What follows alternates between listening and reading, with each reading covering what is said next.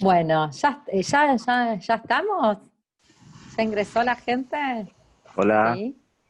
Hola, ¿qué tal? Buenas tardes. buenas tardes, soy Carlos. Buenas tardes. Hola, ¿cómo estás, Carlos? Ya ahora ¿Todo bien? ¿Cómo empezamos, andas? ¿eh? Dale. Todo bien. ¿Ustedes me dicen cuándo empezar? Porque no sé si van al final qué pasa con el Power, ¿no? Eso no lo tengo claro, ¿vale? Bueno, empecemos y lo que les pedimos si pueden mutearse para que no tengamos ruidos que nos compliquen escuchar. Bueno, Empezá, Lore. bueno, dale. Bueno, buenas tardes y bienvenidos a todos, todas y todes. Bueno, en primer lugar, muchas gracias por estar acompañándonos en este tercer encuentro de ciclos de charlas Desarticulando Desigualdades. Desde la Comisión de Diversidad Sexual y de Género de la Asociación de Abogados de Buenos Aires, queremos agradecer muy especialmente a quienes hoy van a ser los expositores para pensar este tema y agradecerles a todos ustedes que están hoy aquí participando de este encuentro, en el que queremos pensar en conjunto los desafíos que nos presenta hoy la intersexualidad. Tenemos el grupo por la plataforma de Zoom, así que muchísimas gracias. Quiero recordarles que van a tener la posibilidad de hacer preguntas durante las exposiciones de cada uno de los panelistas a través del chat y las vamos a ir recogiendo, ¿sí?, cuando finalicen ambas exposiciones y se las vamos a transmitir a los expositores. En primer lugar, le voy a dar la palabra a María Paula Rodríguez. Ella es antropóloga feminista que trabaja temas de investigación con perspectivas de género y derechos humanos. Bueno, María Paula, muchísimas gracias por acompañarnos y bueno, un honor tenerte acá, así que te damos la palabra para comenzar. Gracias. Bueno, primero agradecerles a todos que se están, porque generaron este espacio para dialogar. Sé que vienen de otras charlas y de otros debates. Espero poder hacer algo que pueda desnaturalizar y poner en funcionamiento algunas ideas. Es raro lo de la charla Zoom, obviamente, para todos, porque es como una especie de charla con la cuarta pared del teatro, ¿no? O sea, es difícil medir si la otra persona está cansada o sigue el ritmo, así que bueno, espero poder hablar por ahí de corrido 30 minutos, pensaba, más o menos, para no aburrirles, y bueno, y para eso había hecho una presentación, que si quieren por ahí puedo hacerlo con compartir pantalla, como para un apoyo visual de las ideas que a veces quienes están las personas más familiarizadas con la teoría y con la antropología o con la filosofía, tal vez ya conozcan mucho de lo que vaya a decir, pero por ahí otros que recién están acercándose al tema, la visual es más pedagógico, si se quiere. Así que, ¿querés que intente Sí, compartir mi perfecto. pantalla? Dale, sí, A sí. ver si A ver, sí. me guardan un segundo, a ver si logro primero hacer esto. Ah, no, yo estoy inhabilitada para eso. No, el anfitrión me tiene que habilitar para que yo pueda compartir la pantalla. Si no, no A ver, lo va a tener que compartir otra persona desde otro lugar. te tiene que autorizar. Creo que vos, Ale, ¿no? Espérame un segundo, sí. Ale, tenés que autorizar la Sí, voz. sí, en eso estoy, sí. Segundo nomás. Abajo tenés una en donde dice en la tecla, a ver. Podés empezar de todos modos, ya te lo está compartiendo Bueno, la persona que está dando los ingresos. perfecto. Sí, arrancamos. La idea es, por ahí en 4 pasos, hacer un razonamiento en 4 pasos. El primero, que es más que nada presentar qué es la perspectiva de género en relación a las definiciones de los derechos sexuales y reproductivos que están ya vigentes en nuestro país y que están enmarcados en la Constitución, en leyes específicas, en programas y políticas que mal, con más o menos presupuesto van andando, con más o menos interés, pero están, para después pasar a desnaturalizar un poco la idea de la niñez, que bueno, que es también como desde un lugar de constructo. A ver, ahí, disculpen, pero quería compartirles.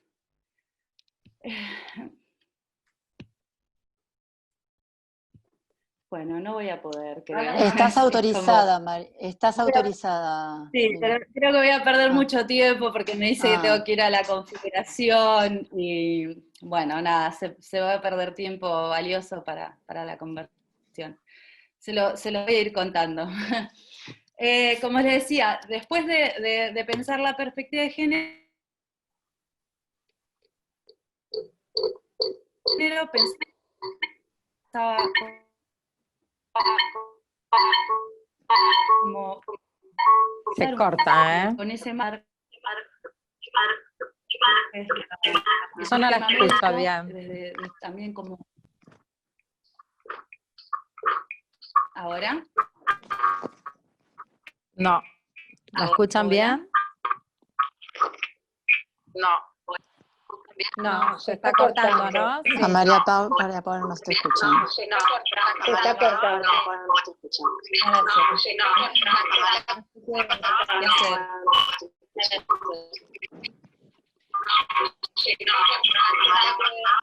Hay muchos. Si saco el video.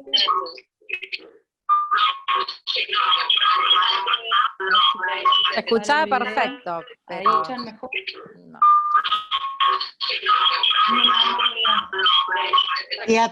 Se apaga la cámara. Apagué la cámara. Hay Ahora sí. micrófonos Ahora abiertos. no. ¿Podrán todos apagar los micrófonos, por favor?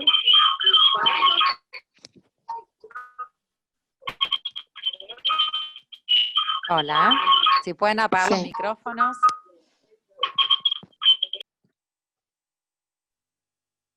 Ahí estamos mejor. Ahora está Lore, ¿vos me perfecto. escuchás? Sí, perfecto, se escucha perfecto. Bueno. Sí, ahí perfecto. La era audiovisual, continuamos. vamos con audio. Perfecto. Bueno, lo que les decía es que la idea es de construir desde una mirada antropológica y desde los instrumentos normativos vigentes lo que es la niñez y la sexualidad para después pensar el sistema médico en relación a estos temas y por último tratar de transmitir un buen mensaje en relación a que la cultura se puede modificar, ¿no? En función de un montón de instrumentos y en función de hacer mejor la vida de las personas.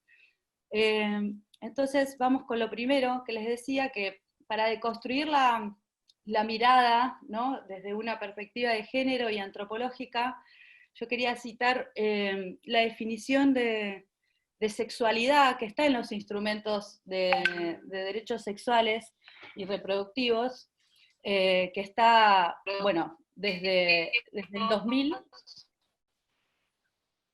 ¿Cómo?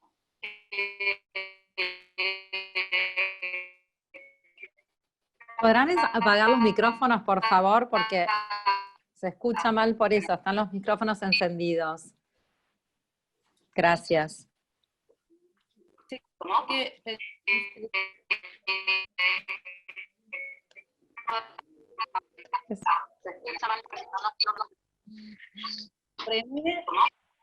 René, tenés el micrófono encendido, si lo podrás apagar, por favor.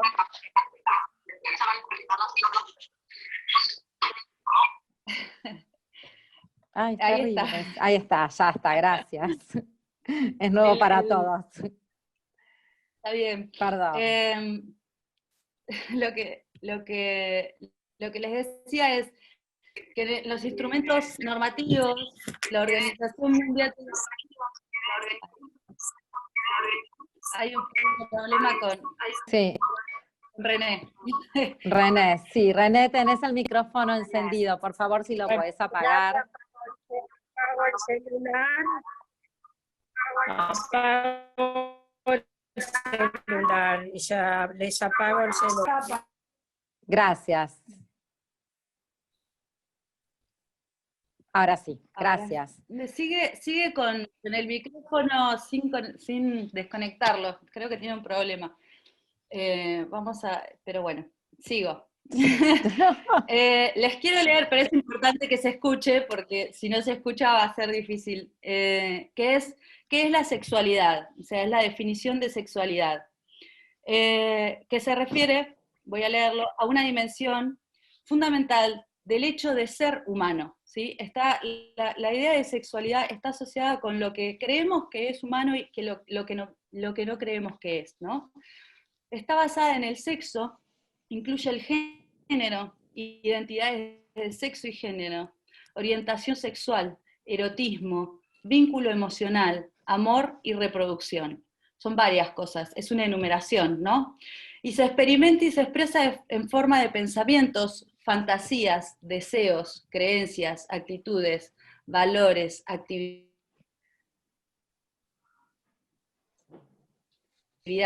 prácticas, roles de factores biológicos, psicológicos, socioeconómicos, culturales, éticos y religiosos o espirituales. Si bien la sexualidad puede abarcar todos estos aspectos, no es necesario que se experimenten y se expresen todos. En resumen, la sexualidad se practica y se expresa en todo lo que somos, sentimos, pensamos y hacemos. Es una definición que es de la Organización Mundial de la Salud, realmente, pero viene desde otros instrumentos anteriores, desde 1995 en adelante, con toda una discusión a nivel de derechos humanos de visualizar esta dimensión del ser humano, la sexualidad. ¿Y por qué es importante verla como algo integral y holístico que es esta definición? Es algo gigante. Y lo que interesa entender, y para el tema que nos convoca, que es la intersexualidad, es que la intersexualidad es una categoría que está dentro de este gran mundo que es la sexualidad humana, ¿sí? Y para entenderlo, esta definición de sexualidad lo que nos dice es, bueno, la sexualidad está compuesta por la identidad, que es lo que yo me identifico como lo que soy, y lo que las otras personas creen que soy yo, lo que ven de mí, lo que dicen, Paula es una mujer, ¿por qué? Porque se viste así, porque habla así. Eso tiene que ver con la identidad, pero también tiene que ver con la orientación sexual dentro de lo que es la sexualidad. La orientación sexual es aquello hacia donde las personas nos sentimos atraídas, de quien, de una manera sencilla podemos decirlo, uno se enamora, ¿no? O uno se encuentra atraído o atraída por la otra persona. También la sexualidad incluye el sexo, la genitalidad, si tenemos pene, si tenemos vulva, cómo es nuestro sistema reproductivo, nuestro sistema fisiológico, y en ese estamento es donde aparece la categoría de intersexualidad, a partir de la identificación de características físicas que tenemos los sujetos, ¿no? O sea, a partir de órganos sexuales, ¿no? Clasificados como tales. Y bueno, todo esto va a ser la expresión del género, que también es algo que tiene que ver con la interrelación de todo esto que siento, ven, perciben, dicen cómo tengo que ser, soy, y cómo es mi apariencia física. Esta es la definición amplia e integral de sexualidad, que también, como veíamos, está vinculada con las capas que uno nos va conformando como sujetos. Dice, bueno, está vinculada a la religión con la sexualidad, ¿no? Toda esa norma que se supone, si yo practico un culto, cómo va a establecer mis roles como mujer, como varón, si va a aceptar distintas orientaciones sexuales o no, o va a reprimir ciertas expresiones del género. También tiene que ver con el contexto sociocultural, con el tiempo y con el espacio donde nos ubicamos. No es lo mismo ser mujer en Buenos Aires, en un departamento en Recoleta, hoy, siglo XXI, en plena pandemia, que una mujer, Wichi, con necesidades básicas insatisfechas en el medio del oeste formoseño. O sea, todo eso va a atravesar nuestra sexualidad, cómo vamos a vivir la sexualidad humana. Pero esto, que lo cuento y a lo cual yo adhiero y es muy bonito, tensiona, ¿no? Esto está plasmado en normas, ¿no? Por la no discriminación, por los derechos del paciente, por el Programa Nacional de Salud Sexual y Procreación Responsable. Esta perspectiva está en la Ley de Educación Sexual Integral. Esta perspectiva está en los programas de salud de distinta índole, sea del programa VIH-Sida, sea los programas contra la violencia de género, porque parten de esta noción de sexualidad amplia y de pensarnos como sujetos construidos con todos estos componentes. El tema que tensiona con la realidad con la que vivimos es que, a pesar de toda esta diversidad que les decía, sí, que la identidad de género puede ser hombre, mujer, o queer, que es una palabra anglosajona, pero que acá se puede decir, si sos raro o rarita, podría ser como una traducción así, o en la expresión de género uno puede ser femenina, masculina o andrógina, o en el sexo biológico uno puede nacer con los genitales de hembra o de macho o intersexual. Todo eso que existe en la realidad se ve obturada, se ve invisibilizada, se ve oprimida por modelos que establecen un binomio, ¿sí? Lo masculino y lo femenino. Y ahí es lo que se llama el modelo heteronormativo, cisexual, binario, ¿no? Que va a establecer lo que es normal para el ser humano, en la sexualidad humana. Entonces, binario es porque solo concibe el género masculino y femenino, ¿no? Y esto femenino y masculino, si esto es de hombre, no es de mujer, y lo que es de mujer no es de hombre, ¿no? Las características que tienen que tener, y esa identidad de género tiene que estar alineada perfectamente con el sexo, que es con el sexo que se ve con los genitales, con una descripción del cuerpo que se le ve a la persona al nacer. Entonces, si tiene pene, va a ser hombre, y su expresión de género va a ser hombre. Si tiene vulva, vagina, va a ser mujer, y su expresión de género va a ser mujer. Eso es lo cisexual, los cisgéneros, ¿no? Y además, este sistema lo que también establece es una orientación sexual que tiene que ser heteronormativa, ¿no? Es una norma que a los varones les gusten las mujeres y a las mujeres les gusten los varones. Eso está en nuestra cultura, ¿sí? Está sumamente trabajado y nos lo trae desde tiempos antiguos, ¿no? O sea, que bueno, básicamente está muy estudiado en las ciencias sociales, por la filosofía, por la antropología, que es el patriarcado, ¿no? Y es un sistema de verdad, ¿no? Es un sistema que, ¿por qué se habla de verdad o de régimen de verdad? Es porque ya nos olvidamos, no sabemos ni de dónde viene esto. Esto es así, lo vemos como natural. Y cuando algo se ve natural, se naturaliza, se olvida hasta de ponerle nombre, ¿no? Entonces, cuando naturalizamos este modelo de heteronormatividad y cisexual, no podemos ver las diferencias.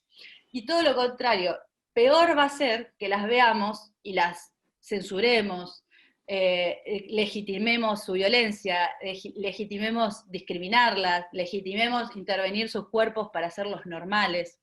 Eso es lo que hace este modelo patriarcal. Que además agrego un factor más que tenemos que tener en cuenta, que es jerárquico.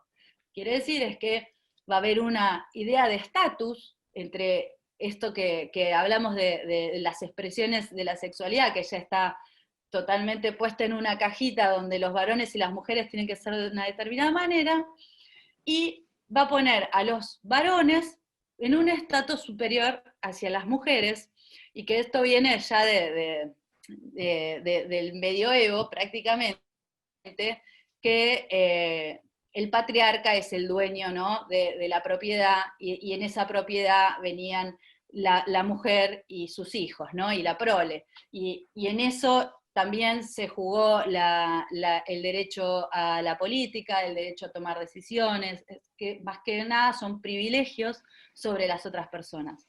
Obviamente todo esto se fue discutiendo con todo el marco de derechos humanos que tenemos, en los pactos de derechos civiles y políticos, toda la normativa que ustedes conocen tal vez mejor que yo, pero es un camino que viene tratando de poner en discusión algo que no se ve o que hace fuerza para quedarse también, ¿no? Yo no sé cómo vamos hasta acá, si se entiende. Sí, perfecto. ¿Vamos bien? Sí, perfecto.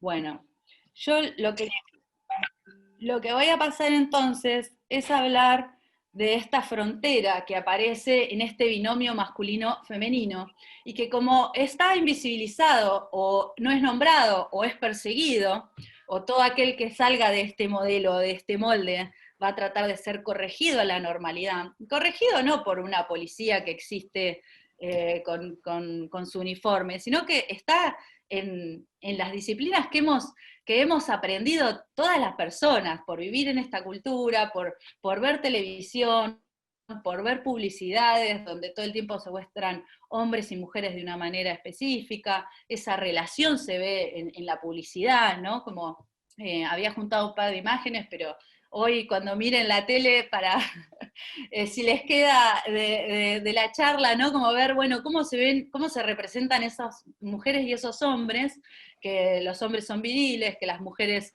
sí son rebeldes, porque ahora es como, bueno, hay un progresismo que también establece el empoderamiento de la mujer, pero terminamos siempre lavando los platos o siendo figuras de dietas, y tenemos que tener una forma determinada. Y lo que no vemos de esa publicidad o de la canción o del cuadro o de lo que pasa en el noticiero es que además ahí no hay otras cuerpas, ¿no? O sea, no hay diversidad. O sea, cuando en esa publicidad donde hay que cuidar al niño o a la niña, no aparece una mujer trans, o no aparece una pareja de varones homosexuales cuidándolo y lo naturalizamos. Y eso pasa que en Argentina, porque si vamos a lugares como más progresistas, yo he tenido la oportunidad de haber viajado y haber visto en televisión de línea, de televisión abierta, publicidades en donde se naturaliza la diversidad de personas, tanto en color de piel, como en estética de belleza, como efectivamente una orientación sexual que no es la heteronormativa, pero no, acá estamos como todo el tiempo bombardeados de este modelo, ¿no? Y ahí lo naturalizamos la mayoría de las personas. Y bueno, ni hablar de lo que se cuela acá, que son todos los actos de violencia y los extremos actos de violencia, que son los homicidios, que ya son femicidios. Se tuvo que poner una palabra para que la justicia viera con perspectiva de género y con esta mirada de derechos integrales, sexuales y reproductivos, cómo analizar los crímenes de odio hacia la diversidad sexual, los travesticidios, cómo hay que empezar a inventar un lenguaje para poder nombrar eso, y que todavía hoy no lo tenemos tan claro tampoco. y también vamos a encontrar resistencias y defensas de la lengua y de las tradiciones, pero que lo que se está poniendo en juego es muchos privilegios de sectores que están muy cómodos en la normalidad, y hay gente que padece mucho no ser normal, y no debería serlo, porque es un derecho no padecerlo. Ahora quiero... teniendo esta idea, ¿no? De esta idea integral de sexualidad y de los problemas que hay entre el derecho, cómo se define, y la realidad que vivimos respecto a eso, quiero agregarle otro problema más, que es la niñez, ¿no? Las niñeces, porque cuando nos convocan por el tema de intersexualidad, y cuando Alejandra me hablaba y Melina también me decían, bueno, me preocupa mucho esto de la intervención médica sobre el cuerpo infantil. Y lo que nos permite ver esta noción de sexualidad integral y estos marcos teóricos que hablan de que los sujetos somos estos discursos de poder, ¿no? Y que hacen que nosotros veamos un cuerpo determinado y digamos, va a ser niño, va a ser niña. Ahí se juegan muchos valores y mucha simbología, que es donde actúa el poder. Y lo que hace en las niñas que nacen con genitales intersexuales, con un cuerpo distinto al normal, a la normalidad esperada por la partera, por el padre, por la madre, porque tampoco lo tenemos que demonizar, tal vez, voy a tratar de suavizar la discusión, pero sí hay algo que es una expectativa. Cuando una mujer está embarazada, se dice, bueno, ¿qué va a ser? ¿Niño o niña? ¿No? Y ahí esa familia empieza a idealizar qué va a ser ese sujeto. Y se busca, bueno, ya sabes, el sexo, ¿no? El sexo es un anclaje, un dispositivo de todo este mundo de la sexualidad del que veníamos definiendo. Entonces, no se da lugar a que no haya una genitalidad distinta a el pene con los testículos y con hormonal específica, y a las mujeres también, y bueno, ni hablar con la genética, con las técnicas avanzadas que cada vez se sabe mucho más de las composiciones de nuestro cuerpo, pero ahí se va poniendo todo un lenguaje donde se va acomodando qué es normal y qué no. Bueno, y esto está claramente mal que pase, que se defina el sexo de un niño o una niña a través de la decisión médica con una excusa sanitaria, porque tenemos mucha normativa que ampara esto, que es la Convención de los Derechos del Niño, que viene a romper esta idea de la tutela, de que padre, madre, son tutores de ese cuerpo y de ese niño, y es un objeto que es propiedad de una familia. Eso ya en el 89 se empezó a dar lugar la discusión, pero claramente hoy tampoco está tan afianzada en nuestra cultura, pero los niños y las niñas son sujetos de derecho, y como tales, entonces tienen la obligación del Estado y todas las personas que formamos parte de la comunidad de los niños y las niñas a tratar de hacer cumplir eso, ¿no? Principalmente también hay que recordar los derechos del paciente, que es una ley que es del 2009, la 26.529, que ahí habla también, ¿no?, de los derechos a cada paciente de saber lo que sucede en su cuerpo, y tomar decisión, y que esa decisión sea informada y consentida. Obviamente a un bebé no le vamos a preguntar qué querés ser, varón o mujer. El problema ese lo tenemos las personas adultas que estamos expectantes a ver qué quiere ser. En verdad lo que nos dicen estos marcos de derechos del niño y la niña, y el código, la reforma del Código Civil y Comercial del 2015 también habla de la autonomía de la niñez. Lo que nos empiezan a hacer estos marcos normativos es a cambiar y transformar esta idea estática de la sexualidad, donde uno nace niño y toda su vida va a ser, y le van a gustar las nenas y va a jugar con autitos. Empieza a romper eso y a decir, bueno, ojo, son sujetos que están creciendo, que es nuestra obligación cuidarles, darles las herramientas y la información para que puedan elegir quiénes son, de quién enamorarse, cómo mantener sus vínculos, y demás. Ahora, es un desafío enorme para el status quo, ¿no? Y para quien se encuentra en esa situación disruptiva. Y no solo pasa con la intersexualidad, que es lo que quiero hacer el juego en este gran grupo de María definiciones Paula, de la sexualidad, es que la perdón, María intersexualidad... Paula, Sí. perdón, que quedan 2 minutitos para ir cerrando, ¿sí? Muchas gracias. Perfecto. Bueno, lo que quería decir es, que la intersexualidad aparece como eso anormal, abyecto, algo que está por fuera de este modelo y que hay que corregir, pero está en el grupo, en esa bolsa negra de cosas que también hay que corregir, como la homosexualidad, como el lesbianismo, como la transexualidad.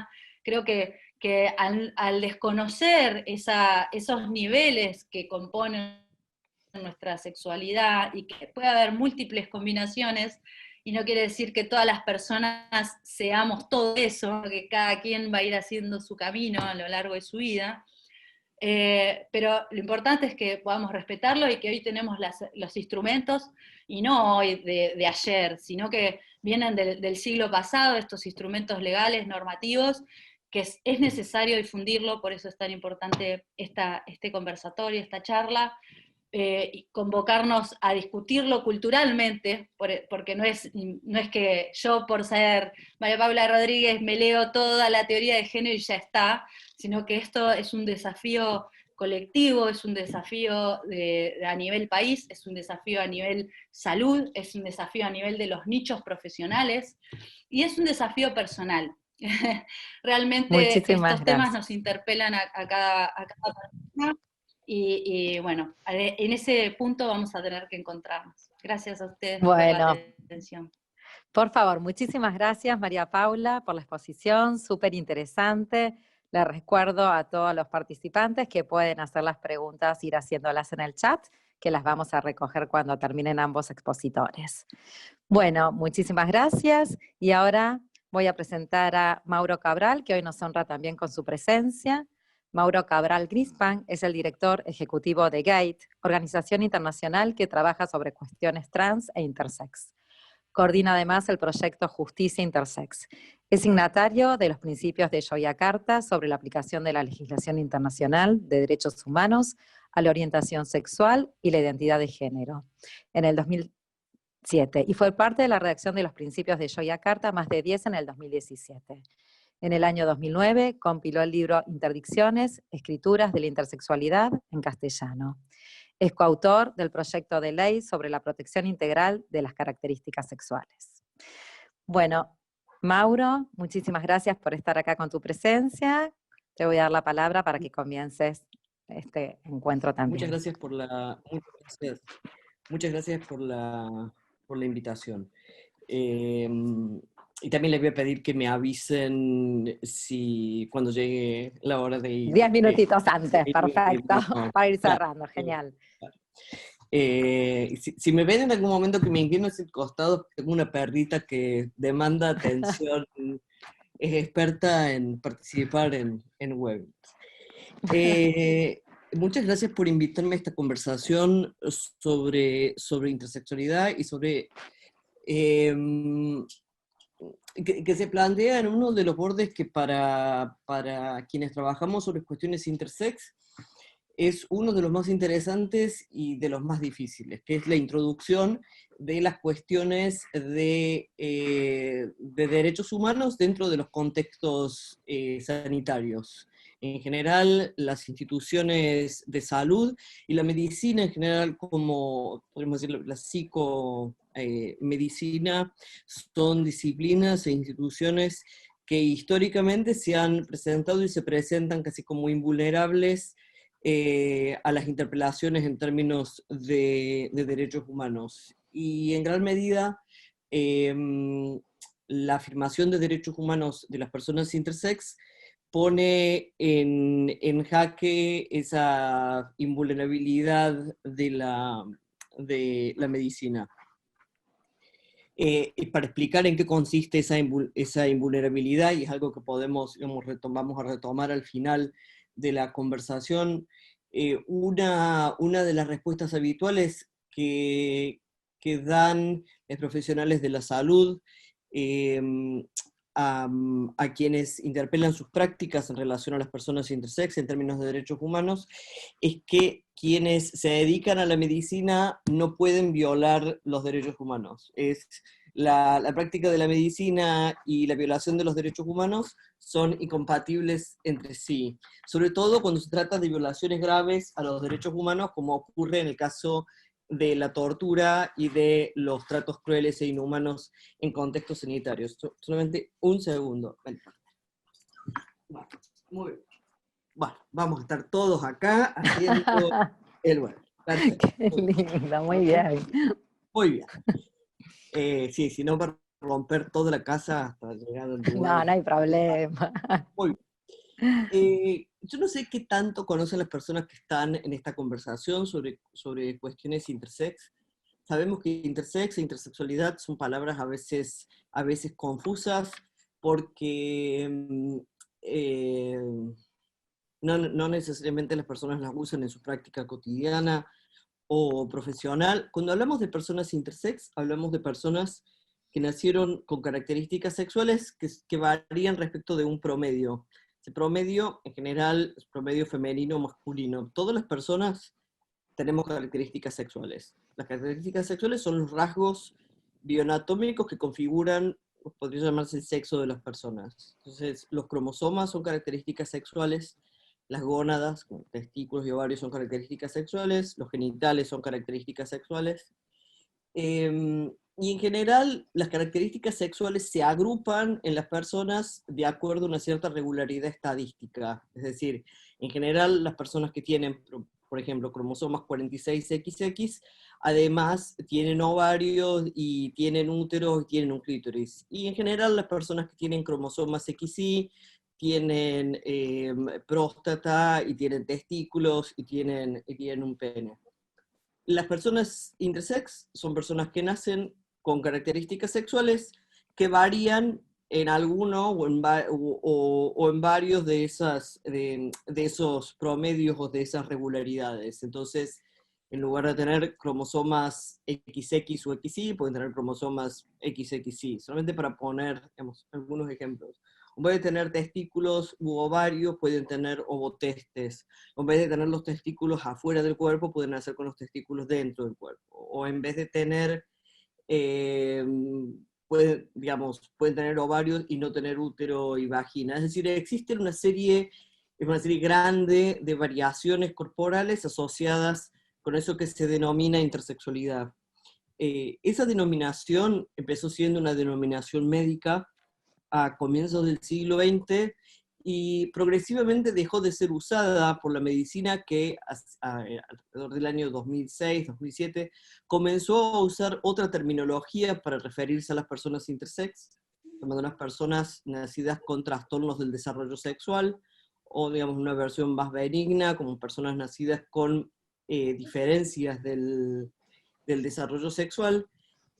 Políticamente, el movimiento de personas intersex, que es un movimiento de derechos humanos y empezó a existir a mediados de la década de 1990, reivindica el término intersex como un nombre, como una categoría política. Pero en general, es decir, no hay una sola manera de ser intersex, y las personas intersex en su mayoría se definen como hombres y mujeres, nacidas con variaciones de las características sexuales, o nacidas con un cuerpo intersex, o nacidas con un trastorno o con diferencias del desarrollo sexual. Es decir, que en ese punto no hay ni uniformidad, ni hay pretensiones de que la haya, porque si uno tuviera que rastrear, para decirlo así rápidamente, las posiciones intersex en términos de demandas de derechos humanos, podría decir que una primera demanda. Si pueden apagar los micrófonos, por favor. Daniela, Vivian, si podrá apagar el micrófono, muchas gracias. A veces las personas piensan que el movimiento intersex lo que pide es que se reconozca que existen personas que nacen con variaciones de las características sexuales. Ese reconocimiento puede ser positivo, en algunos casos, lo podría decir, sería deseable. Para muchas discusiones feministas resultaría un alivio en la medida en la que, por ejemplo, se decide, supongamos, la participación de de mujeres trans en espacios feministas e intenta plantearse la pertenencia de una persona a ese espacio sobre la base de haber nacido con una vagina. Bueno, muchas mujeres que no son trans también nacen sin una vagina. Sin embargo, no es el reconocimiento de esa existencia lo que está en el tope de la agenda de derechos humanos intersex. Tampoco es el reconocimiento de la intersexualidad como un tercer sexo, por ejemplo. Es decir, a mucha gente le preocupa mucho a qué sexo son asignadas las personas intersex al nacer. La mayor parte de las personas intersex no tienen genitales que impidan la asignación de sexo. En muchos casos la intersexualidad se descubre mucho después en la vida, en la pubertad o en la adultez. No es que las personas intersex nacen e inmediatamente todo el mundo alrededor se da cuenta de que se trata de una persona intersex.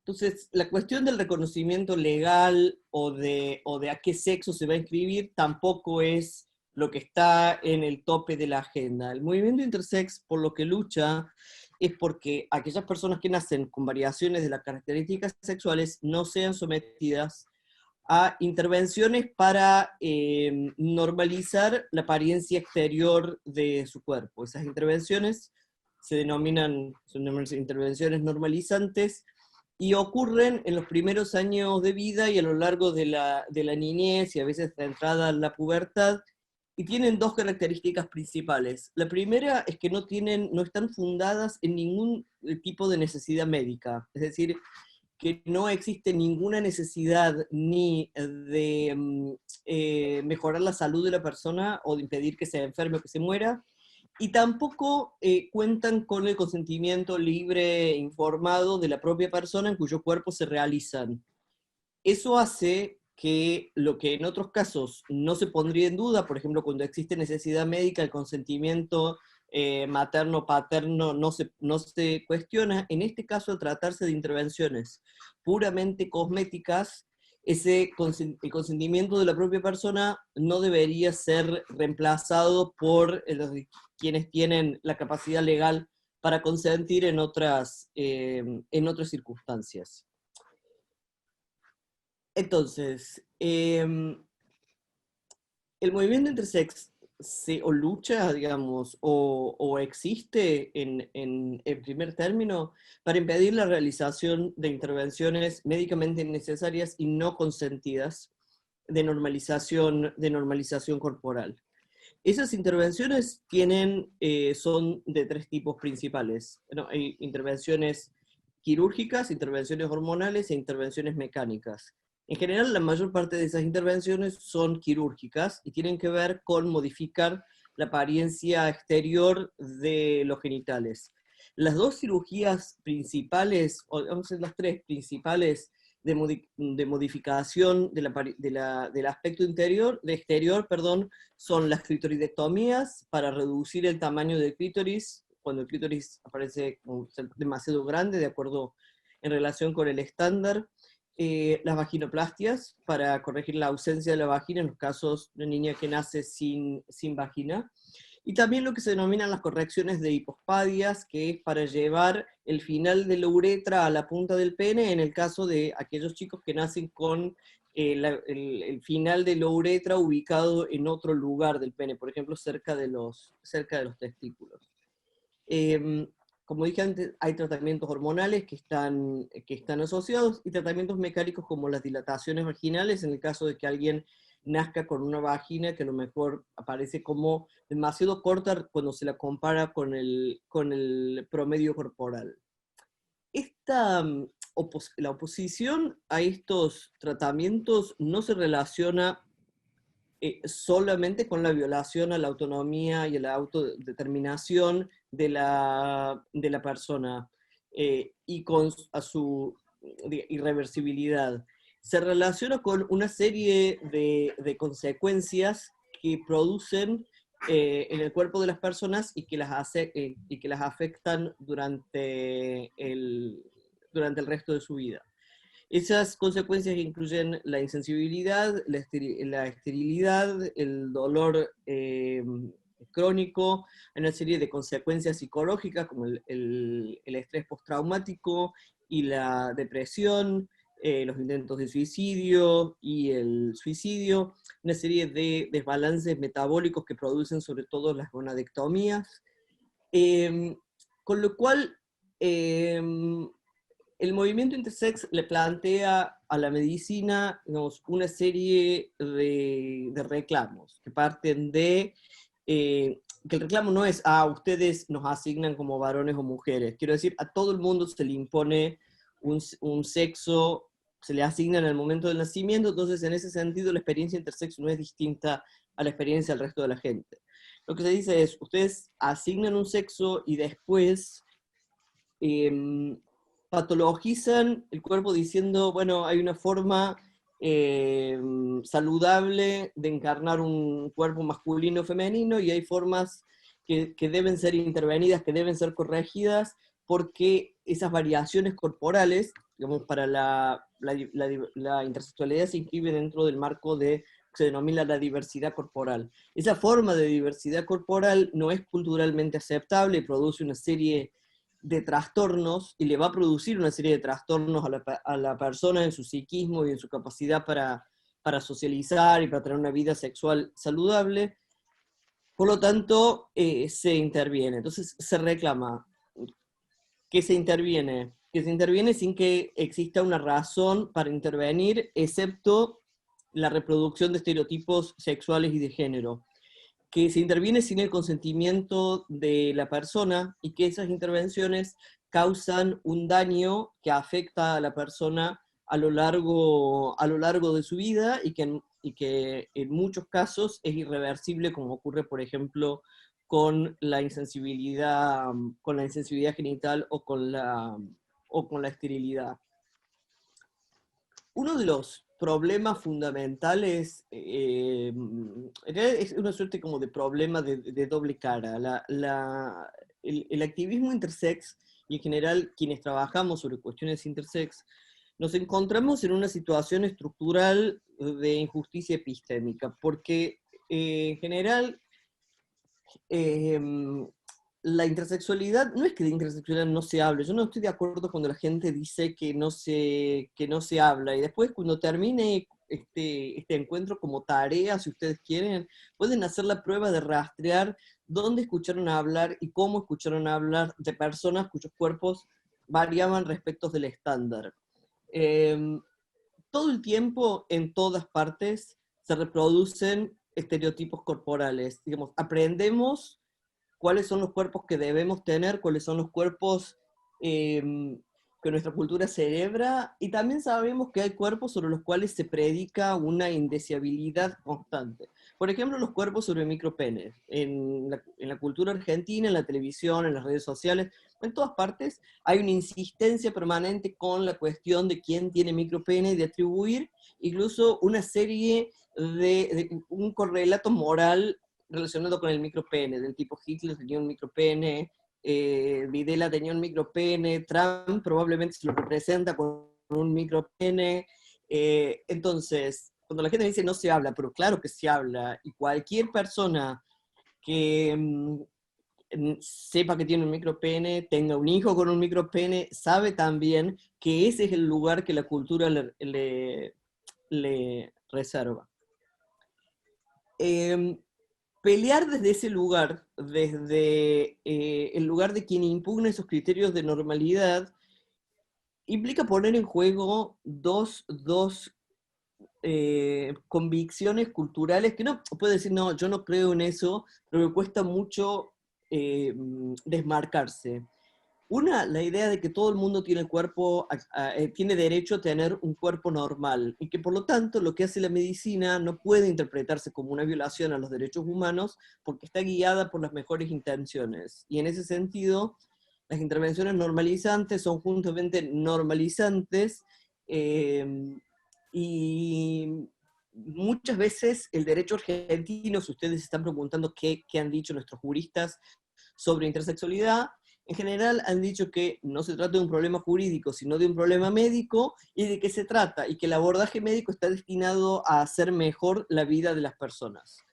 Y en ese sentido, cuando las personas están convencidas que lo que se hace es para bien, están dispuestas a, por ejemplo, sacrificar la integridad corporal de alguien pensando en el beneficio a futuro, ¿no? Es decir, bueno, claro, a nadie le gusta una intervención cuando es bebé, pero esa intervención va a hacer que a la persona le vaya mejor en la vida después.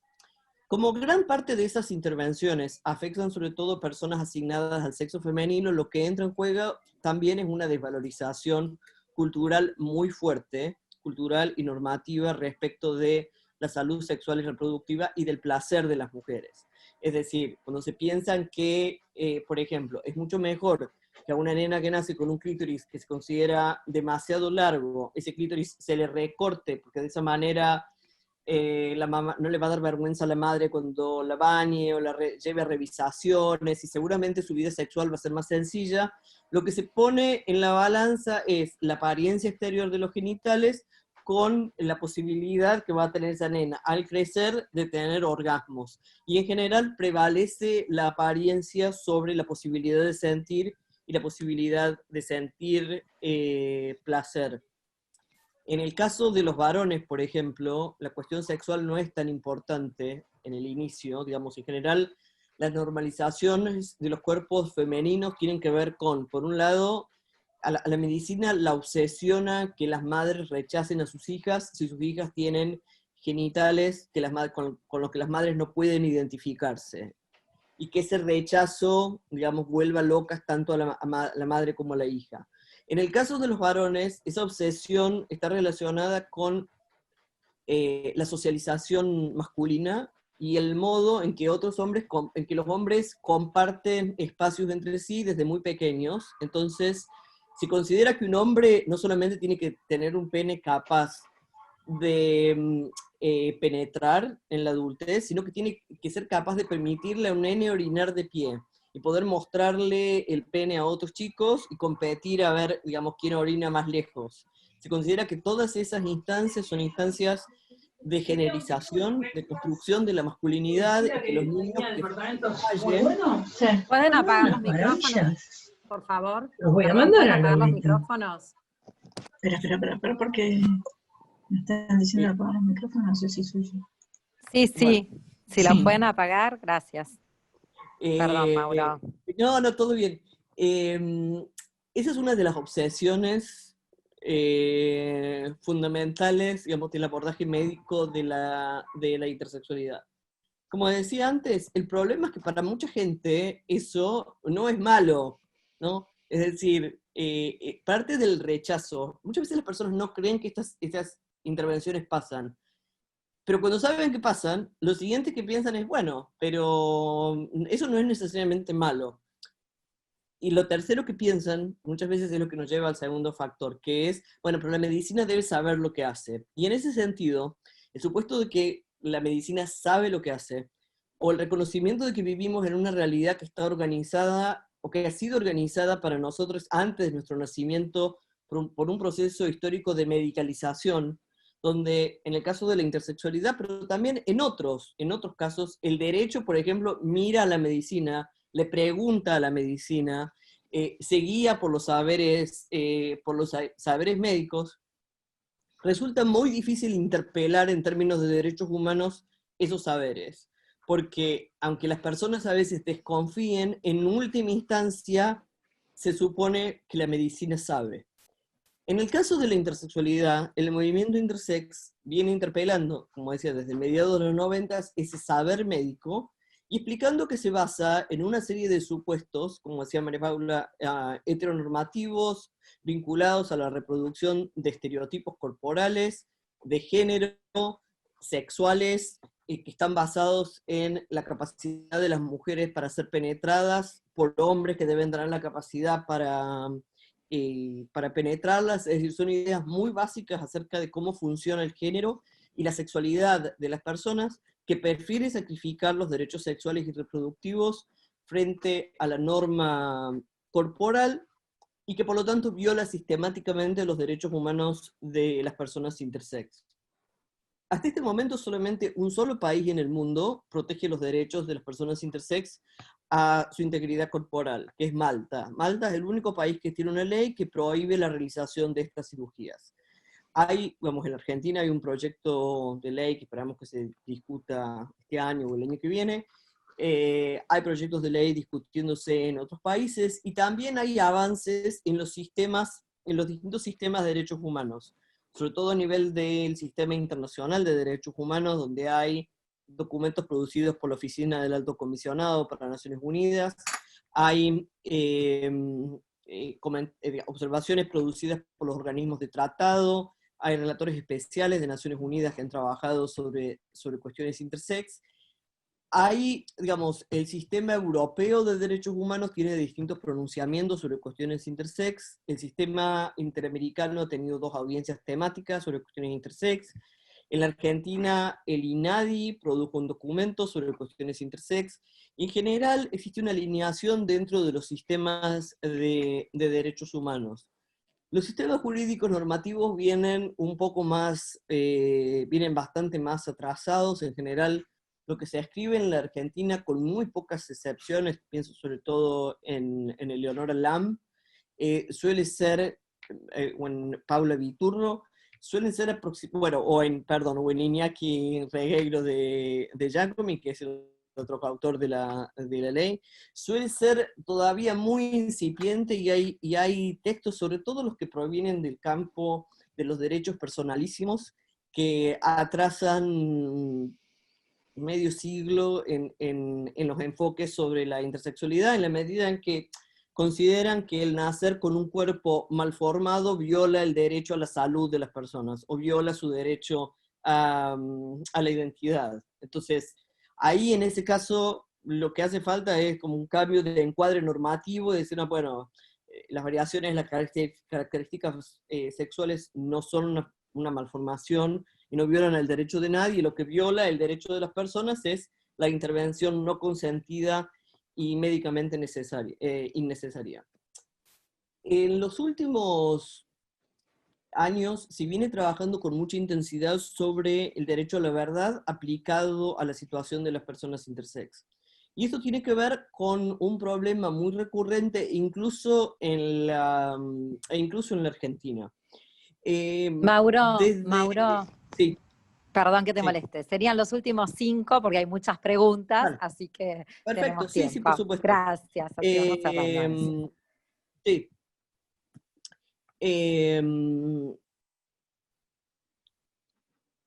En general, el derecho a la verdad se ha utilizado, digamos, se relaciona mucho con procesos de justicia transicional, con personas que no saben cuál es el destino de sus familiares que están desaparecidos, con personas que han sido sometidas a tortura y que requieren del Estado de una investigación exhaustiva acerca de las circunstancias de su detención y de la tortura que sufrieron. En el caso de las personas intersex, el derecho a la verdad tiene que ver con conocer las circunstancias de las intervenciones, con el tener acceso a las historias clínicas completas. Eso tiene que ver con la expresión individual del derecho, el derecho a la verdad, pero también con el derecho de las sociedades a conocer la verdad de su propia historia, incluyendo su historia en términos de derechos humanos. En Argentina, como en otros países del mundo, se está proponiendo la creación de una comisión de la verdad que investigue de manera específica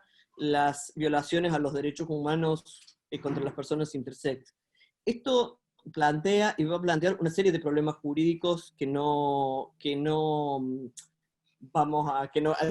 voy a tener tiempo de presentar, pero que tienen que ver con correr las demandas de la mala praxis. En general, las personas intersex no pueden hacer juicios de mala praxis porque los tratamientos fueron hechos en su primera infancia y son personas adultas. El planteo en términos de derechos humanos, incluyendo, como decían acá, el derecho a la identidad y el derecho a la verdad, vuelve imprescriptibles esas intervenciones. Lo cual pone a muchos profesionales de la salud en este momento en la posición de tener que decidir en qué lugar de la partición, digamos, de aguas se colocan en relación con el cumplimiento o la violación de los derechos humanos de las personas intersex.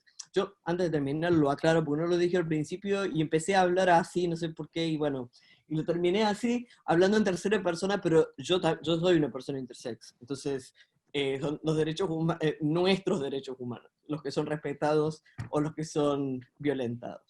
Muchísimas gracias. Bueno, muchísimas gracias, Mauro, por tu exposición, siempre súper clara, como siempre, interesante. Y bueno, vamos a arrancar con algunas preguntas, ¿sí? Así podemos ir contestando. Bueno, cualquiera de los dos, esta fue cuando finalizó la exposición de María Paula, dice, ¿se puede conocer en la etapa prenatal con el avance de la medicina o se conoce solo al momento del nacimiento? Sí, se conoce no solamente de manera prenatal, hay en el diagnóstico preimplantación, por ejemplo, se puede detectar, se produce lo que se llama una constante de selección genética, es decir, que muchas veces los embriones intersex no son implantados. También existe el aborto sistemático de fetos intersex, y este es un punto donde el movimiento intersex, como el movimiento de personas con discapacidad, se enfrenta a los movimientos.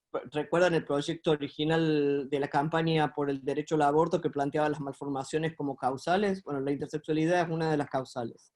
Y también existen tratamientos prenatales, en los casos donde se produce lo que se denomina la virilización de los embriones, es decir, que es un feto que al nacer va a ser asignado al sexo femenino, pero que tiene un tipo de condición que hace que su clítoris crezca hasta parecer un pene, se administra un tratamiento para normalizar el feto de manera prenatal.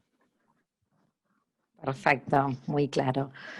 Preguntan, la medicina propone conductas intervencionistas a los cuerpos. Los padres acceden a normalizar y así se vulnera la libertad sexual de la persona recién nacida. Sí, o sea, en realidad creo que acá me parece que la pregunta nos apunta un poco, porque la pregunta es, ¿la medicina propone conductas intervencionistas a los cuerpos? Sí, o sea, acá creo que yo siempre veo, mi preocupación siempre es por la preponderancia, ¿no?, que tiene la opinión médica, porque acá lo que dicen es que los padres acceden a normalizar y así se vulnera la libertad sexual de la persona recién nacida. ¿No es cierto? Uno como padre, entonces, Cuando a mí siempre me clase, preocupó eso. Sí. Cuando a mí me toca dar clase, siempre digo, digamos, partimos, es decir, todo el mundo le quiere echar la culpa a alguien, y en general ahí la medicina se lleva las palmas, ¿no? Uno dice, bueno, la medicina no ordena. Muchas veces las demandas de normalización también vienen de madres y padres, y de hecho la demanda de normalización viene de la cultura. La medicina no es distinta a las personas que estamos acá. En general, y cuando, digamos, las personas hablan del cuerpo de otras personas, la demanda de normalización es constante. Entonces, lo que hace la medicina contribuye a crear, digamos, conformar la cultura en la que vivimos, pero también es afectada. Entonces, todo el mundo propone intervenciones normalizantes, no solamente la medicina. Bien, una pregunta para María. agregar, Sí, María Paula. Voy a agregar algo interesante que hablaba Mauro, que es esto de poder conjugar, que coincido totalmente, no es que es los médicos y vamos a demonizar, sino que tiene que ver con esta cuestión cultural que veníamos hablando, de cómo uno va aprendiendo marcos para entender al mundo, y vemos lo que vemos, pero sí hay un tema de poder que revuelve un poco las defensas y las pone más alertas como en la corporación médica, es más fundista, y que está atravesada porque su propia identidad y su propia sexualidad está atravesada por fundamentalismos religiosos, digo, como que esos sujetos que están ocupando por ahí esos lugares de decisión terminan patologizando, como decía Mauro, ¿no? Esto de decir, bueno, es un motivo de aborto o es un motivo para intervenir, y es como el enfoque, lo que estamos discutiendo o poniendo en crítica, me parece, y lo que Mauro también hablaba desde el movimiento intersexual, es decir, bueno, ojo con la biomedicina, con esta idea de que la medicina tiene la última palabra, y si lo dice el médico está. Y esas disciplinas, cuando esos sectores que están muy cerrados, y que son muy fundamentalistas, también no hablan con otras disciplinas, que son las que también vienen pensando esto, o sea, es como que decía Mauro, como el sistema de derechos humanos es menos prestigioso que la palabra de un médico, en ese sentido. Totalmente, sí, esa es siempre la preocupación, ¿no? La preponderancia de la opinión médica. Bien, una pregunta que hace Cecilia de Caminada, si pueden apagar los micrófonos, por favor. Una pregunta de Cecilia de Caminada, que puede ser para María Paula como para Mauro, cualquiera de los dos empieza o quien la quiere contestar. Y la pregunta dice, ¿cuál es su opinión sobre las justificaciones sanitarias o de salud que utiliza la corporación médica para intervenir de forma involuntaria y o forzada sobre los cuerpos de las personas intersex? Bueno, un poco lo venían contestando recién, pero si quieren agregar algo más.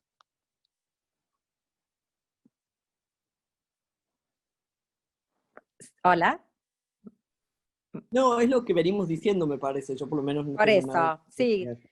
creo que se contestó anteriormente. María Paula, ¿querés agregar algo o contestamos esa pregunta, no? No, perfecto. Me parece Estaba que, salvo que la contestada, persona quiera volver a ponerla ahí, pero me parece que fue toda la Que exposición de Mauro. totalmente, ahí fue contestada. De Alejandra Fripp Lozano. Hola a todos. Pregunta para Mauro. ¿Están dadas las condiciones para abordar una ampliación en la asignación de sexo en nuestro país? Esa es una. Y la otra dice, ¿está en agenda la capacitación del personal de salud al respecto? Digo, para detener estas vulneraciones de derechos. La primera pregunta, yo creo,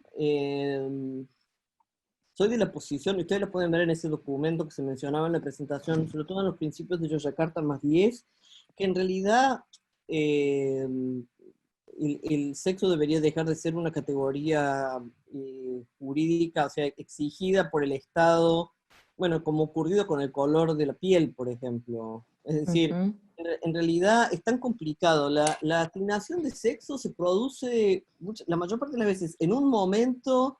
Es una proyección del profesional de la salud sobre el cuerpo de una persona, es más o menos lo que se ve.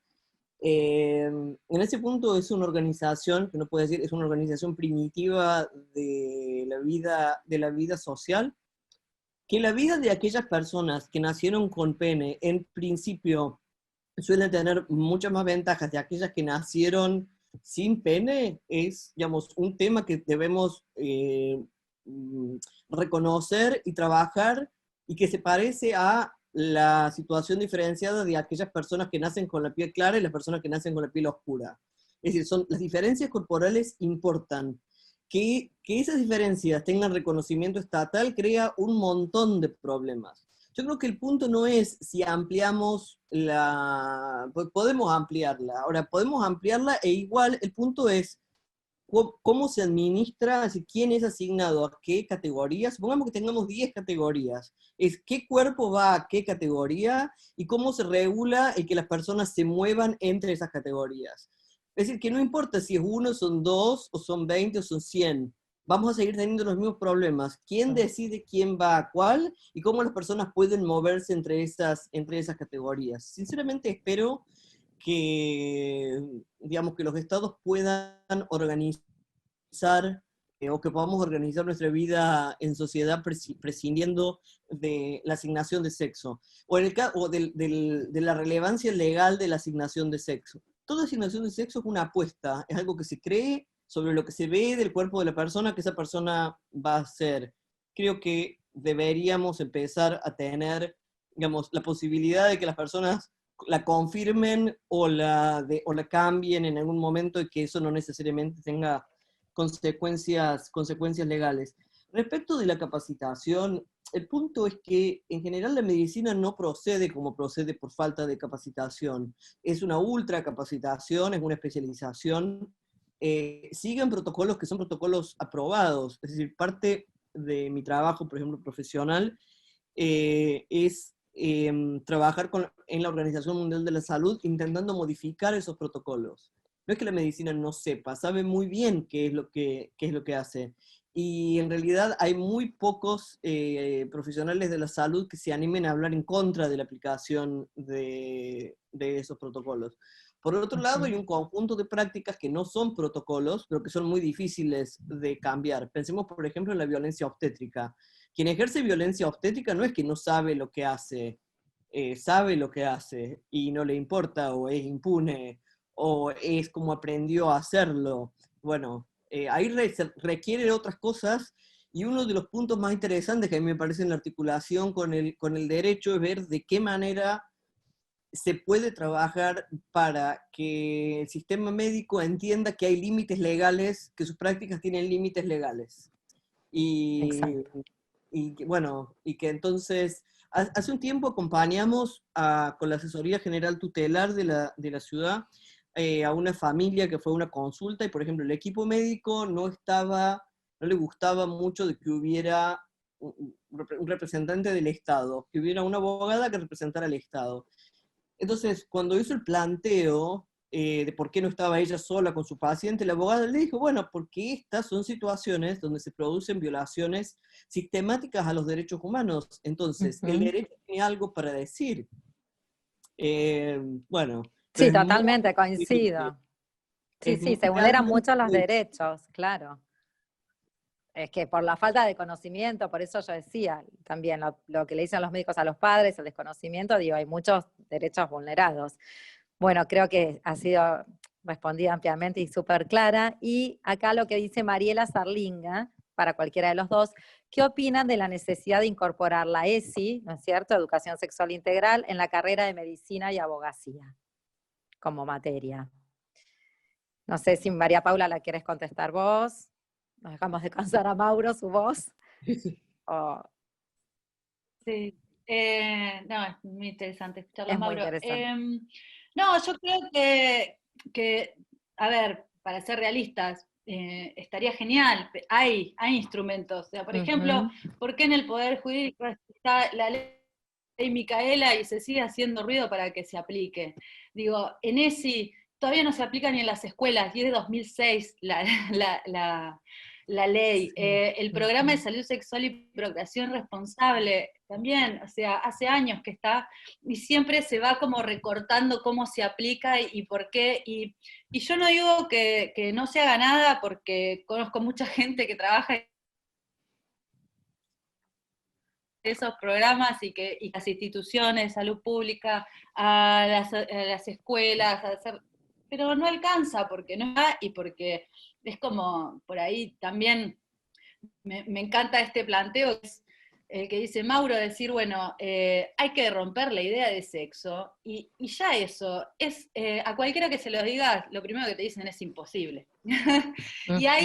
Y ese no es un dispositivo donde se engancha todo lo demás que veníamos hablando, ¿no? Totalmente. Entonces, también es un poco en tratar de hacer efectivo lo que ya existe, o esto de acompañar, y eso lo de aprender de otras luchas significativas de nuestro, que lo han hecho los movimientos populares, los de derechos humanos, las feministas, las de mujeres, que es de abajo hacia arriba. O sea, la norma se ha logrado por el lobby también político de estos organismos, de estas organizaciones, de lograr conseguir los marcos globales, regionales, y que el Comité Interamericano de Derechos Humanos es relerdo, y por ahí hay una causa que tarda 15 años, termina estableciendo un antecedente. Bueno, es un largo camino a recorrer, y me parece que a eso nos tenemos que ir sumando cada uno desde su lugar, y es un trabajo sociocultural, o sea, pero estaría buenísimo poder darlo.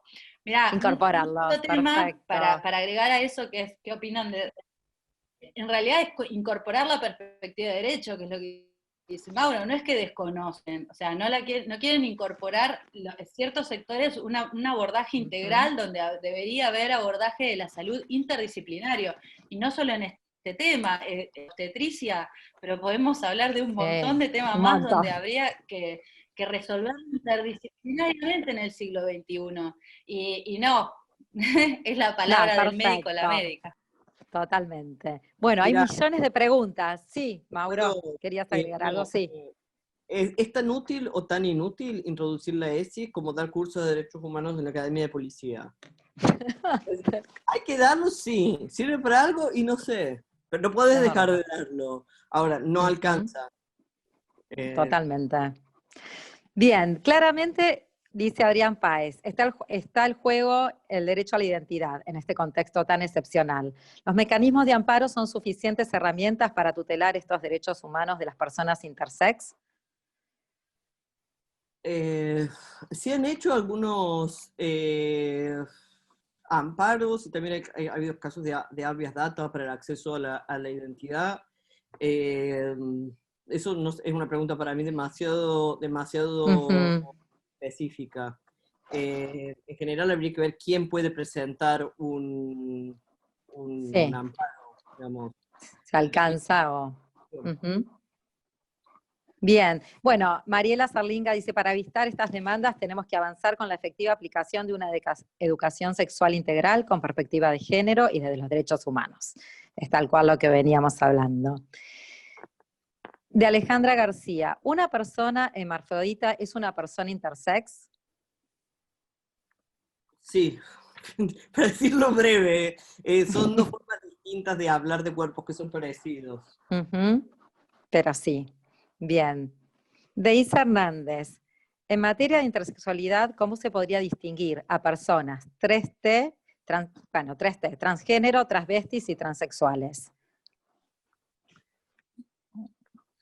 Eh, mm, las personas trans son las personas que nos identificamos en un sexo distinto al que se nos dio al nacer, o en un género distinto. Ujú, Y las personas trans pueden ser intersex o no. Es lo mismo que... Ser intersex tiene que ver con el cuerpo con el que una persona nace. Imaginémonos una persona pelirroja, ¿no? Una persona trans puede ser pelirroja, una persona travesti puede ser pelirroja, una mujer cis, pues cis son las personas que no son trans. Si todo el mundo puede ser pelirrojo, todo el mundo puede ser intersex. Somos categorías distintas. Entonces, intersex es como ser alto, ser bajo, o ser gordo, o ser flaco. Tiene que ver con variaciones del cuerpo. bien. Gregoria Cochero dice, interesante pensar a la ESI como una forma de ir resematizando estos irrompibles, entre comillas, como parece ser el sexo, como formas de aportar a la disputa de sentidos. Muy buenas exposiciones, gracias. ¿Cómo podemos implementar la limitación de la acción médica? Esta es una pregunta. Y hay que pensarlo, ¿no? ¿Cómo podemos implementar la limitación de la acción médica? Difícil, porque se va a depender, o sea, bueno, nace una persona intersex y son los primeros los médicos, ¿no? Para mí siempre, por eso digo, fue una preocupación esto de la opinión médica, ¿no? Hasta dónde el alcance de ellos. No sé cómo implementarlo, cómo limitarlos. Y Va a depender que cada vez... digamos, no son prácticas que son prohibidas del mismo modo que hay otras prácticas que también están prohibidas. No es, digamos, no es un misterio. El misterio es cómo se implementa, pero pero saber cómo se hace y se hace diciendo, bueno, no, eso no se puede hacer. Y si lo hace, digamos, será penalmente responsable. Sí, Perfecto. no tiene mucha vuelta. No se puede hacer, punto. Y ya. Bien. Última pregunta. ¿Cuántos géneros podría afirmarse que existen en la actualidad en la temática de intersexualidad y el movimiento LGTBI?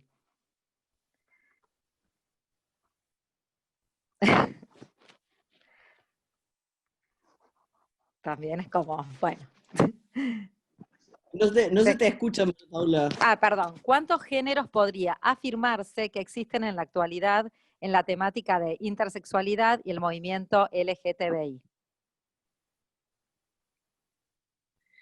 María Paula, tenés el micrófono en mute si querés decir algo. María Paula, ¿está silenciada?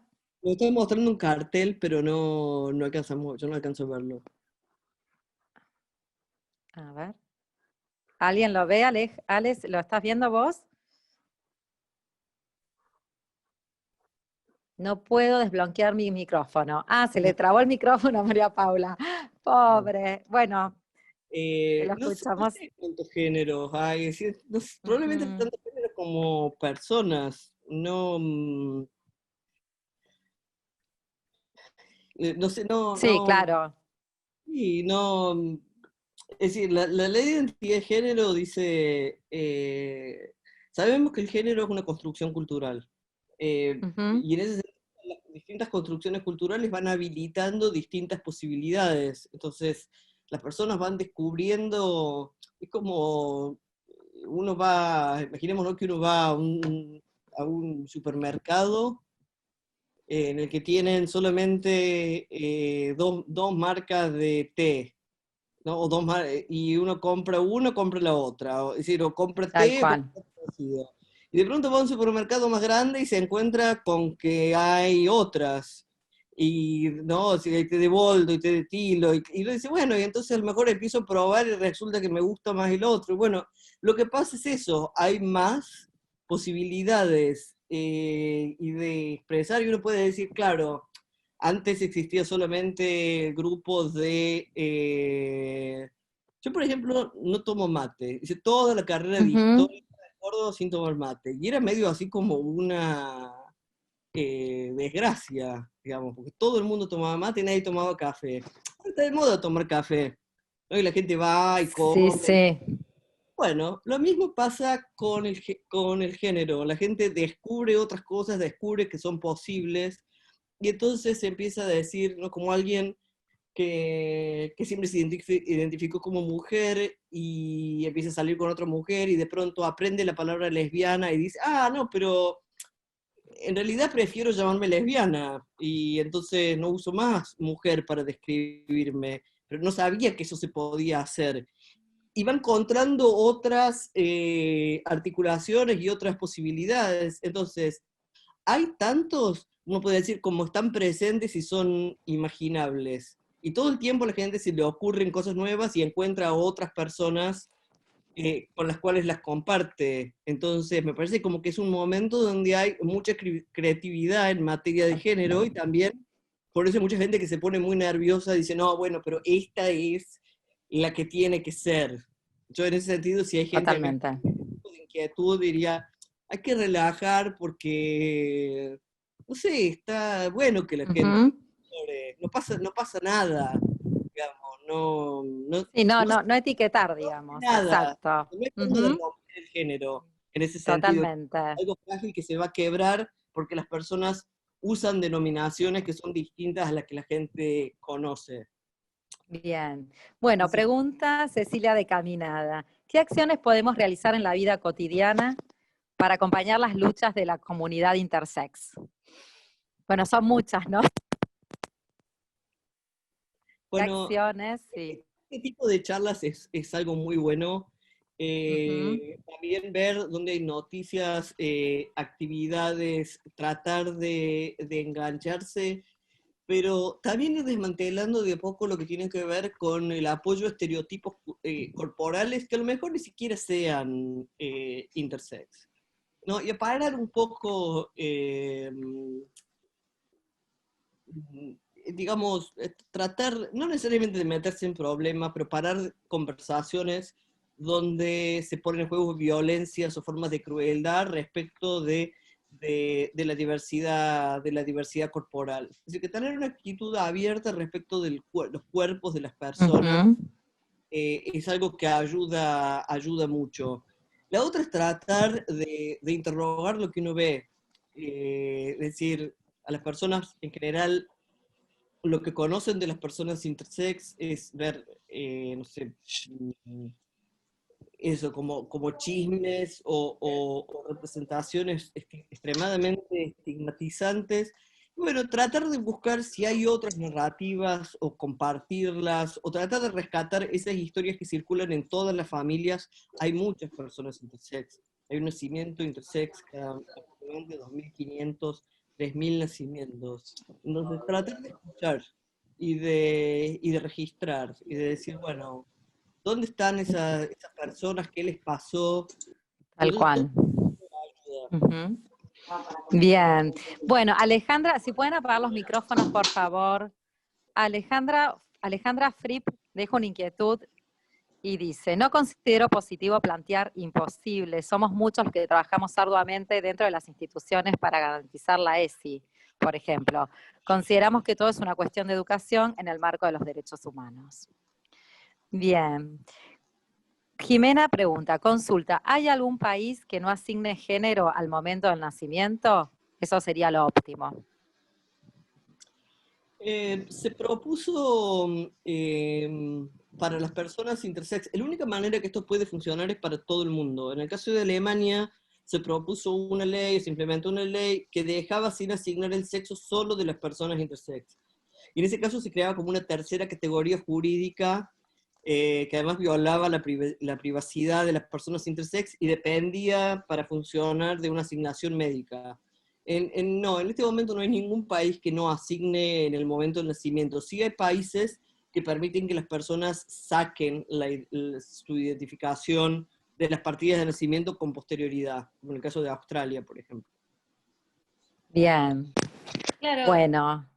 Volví con mi... Bueno, quería agregar en la línea de lo que viene, sí, que lo que marcaba Mauro, que es importante de esto de cómo el Estado no tiene que utilizar esa categoría para gobernar los cuerpos o para establecer políticas, porque después eso va en la intimidad, es lo que cada uno quiere hacer con su propio cuerpo, con su sexualidad, o sea, y hay algo también que está pasando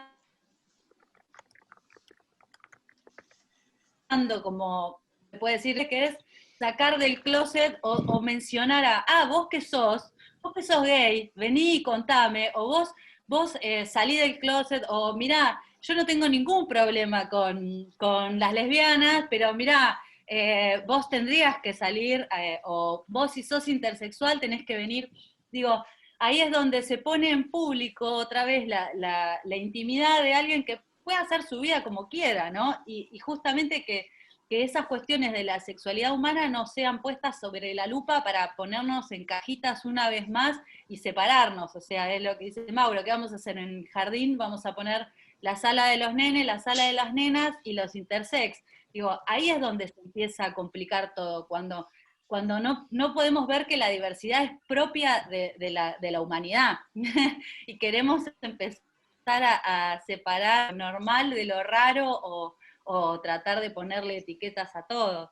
Pero volviendo a la última que quería acotar también es, como dice Mauro, y como dicen mucha gente, hay que empezar a circular estos discursos, empezar a hablar, porque en realidad las respuestas las tenemos que realmente ir definiendo dentro de las instituciones cada quien. Si yo soy docente y hago esa distinción entre mis estudiantes, o si yo hago un chiste en la oficina y le digo a alguien que está gordo, que está flaco, eso es parte de valorar el cuerpo y decir cómo debería estar, es revisar el cotidiano, que es el que refuerza el acto de discriminación, más allá de, bueno, participar en organizaciones y demás, ¿no?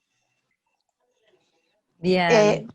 Querría agregar una cosita, sí, tipo aviso parroquial. No, porque los estoy escuchando y hago por ahí también una reflexión para los colegas que puedan estar escuchando. Hubo hace poco un proyecto de ley que con muy buenas intenciones, pero discriminando desde la base, que pretendía registralmente inscribirnos como masculino, femenino y otros, ¿no? Entonces entonces, bueno, por ahí que se estaba preguntando sobre reformas, tuvimos ese intento en Argentina. Por eso, Mauro, también nosotros quisimos armar esta charla como para empezar a pensar estos temas no desde las buenas intenciones, sino desde una ley que sirva para ampliar derechos, ¿no?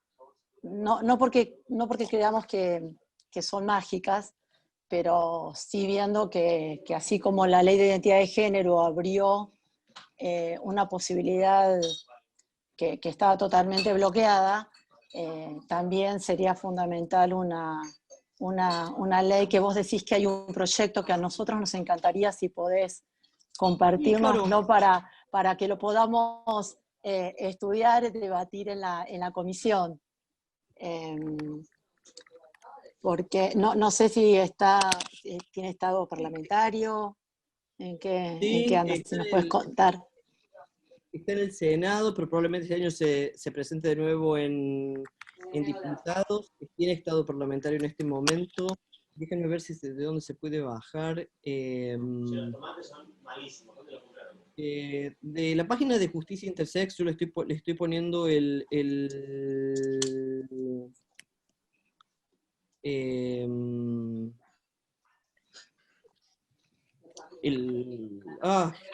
Si pueden apagar los micrófonos, por favor. Guada está prendiendo los micrófonos. La página de Justicia Intersex, Guada, justicia.org, los micrófonos. el proyecto de ley, y ahí se puede bajar, ningún problema. Está apenas entran. En la Argentina Bueno. existe una articulación de organizaciones intersex, es el Espacio Plurinacional de Activismo Intersex. Porque digo esto porque también muchas veces nos encontramos con personas que intentan hacer cosas guiadas a veces por las buenas intenciones, otras veces por el oportunismo político, y deciden, bueno, que como la intersexualidad se trata de niñes, entonces no hay personas intersex con las cuales discutir. Y bueno, sí hay un movimiento, y bueno, y esperamos que los debates tengan bueno, una participación intersex plena.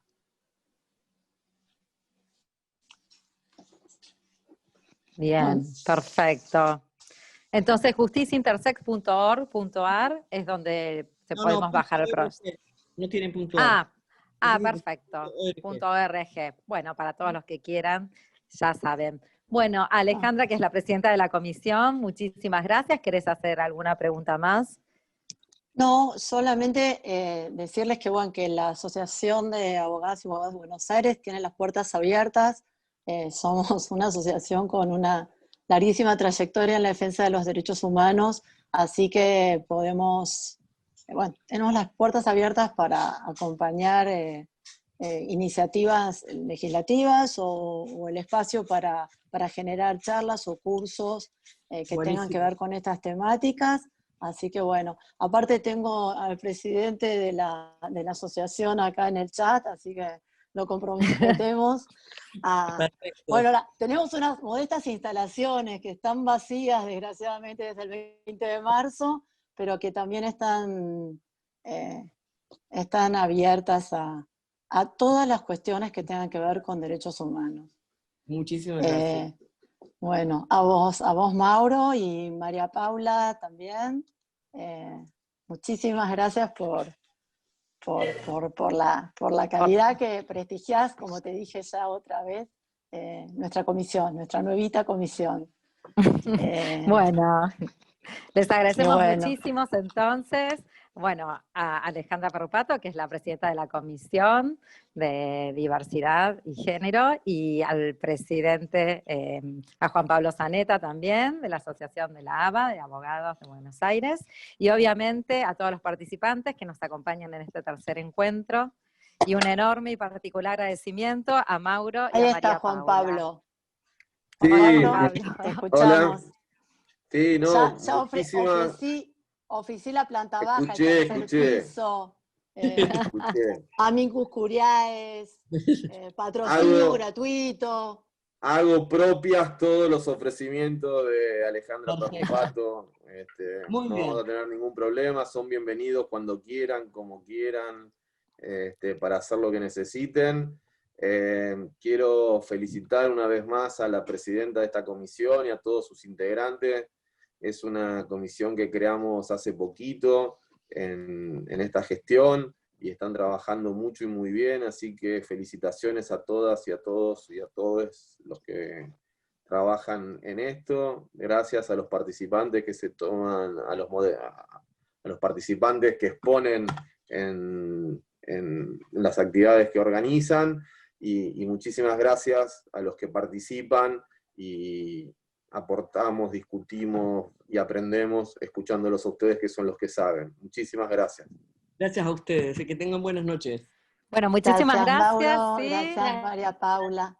Muchas gracias. Y bueno, Gracias a seguiremos ustedes. reflexionando. Gracias. Hasta Muchísimas luego. gracias a todos. Buenas noches. Hasta la próxima. Adiós. Bueno, hasta la próxima. Adiós, hasta la próxima.